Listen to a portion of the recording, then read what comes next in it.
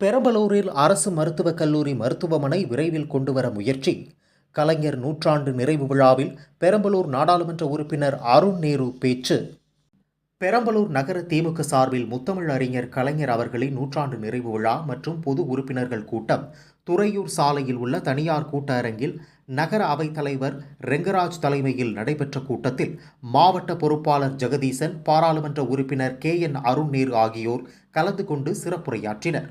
இந்த கூட்டத்தில் KN Arun Nehru MP பேசுகையில், நாடாளுமன்ற தேர்தல் சமயத்தில் விவசாயிகள் வைத்த கோரிக்கையில் இந்த மாவட்டத்தில் விளையும் சின்ன வெங்காயம் பயிருக்கு புவிசார் குறியீடு மத்திய அரசிடம் இருந்து பெறப்படும்.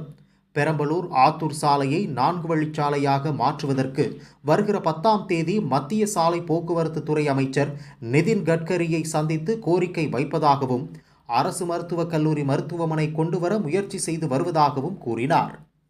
மிகப்பெரிய ஒரு பொறுப்பு. அந்த வாக்களித்த அந்த மக்களுக்கு கண்டிப்பா ஒரு 100 படம் அவங்க கீழே மாட்டோம், கண்டிப்பா நல்லா பண்ணுவோம்.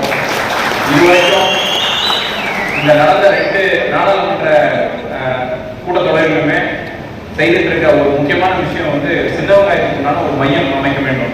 சின்ன வெங்காயத்துக்கு உண்டான மையம் அமைக்கிறதுக்கு உண்டான அறிவிப்பை 3 மாதத்துக்கு முன்னாடி மத்திய அரசாங்கம் பெரம்பலூரை நோக்கி செயல்படுத்த ஆரம்பிச்சிருக்காங்கிறத இங்க பெருமையோட தெரிஞ்சுக்கிறாங்க.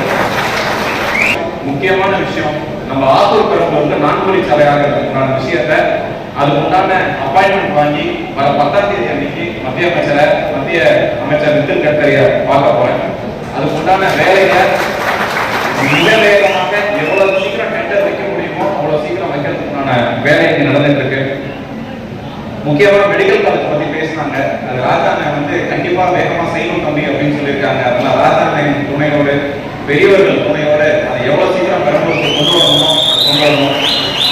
போன தடவை நன்றி போகும்போது ஒரு முக்கியமான நிறைய விஷயங்கள் வந்தது. அதுல என்ன அதிகமா பாதிக்கப்பட்ட ஒரு விஷயம் வந்து பாத்தீங்கன்னா டாய்லெட்.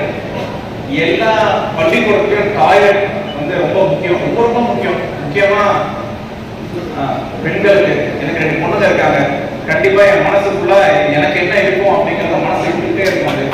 அதனால முதல் பள்ளியிலேயே கிட்டத்தட்ட 100 பள்ளிகளுக்கு நம்மளோட MP ஃபண்ட்ல இருந்து முதல் வேலையாகவே எல்லா பள்ளிகளிலும் டாய்லெட் அமைக்கணும். அது வெளியில வந்து டாய்லெட் சாதாரணமா நினைச்சிடலாம். குழந்தைகள் பள்ளிக்கு வர வேண்டிய இருக்கிறதுக்கு முக்கியமான இடம், கிளாஸ் ரூம் எவ்வளவு முக்கியமோ டாய்லெட்டும் அவ்வளவு முக்கியம். அதனால இந்த மாதிரி நிறைய பணிகள் நடந்து கொண்டு இருக்கிறது.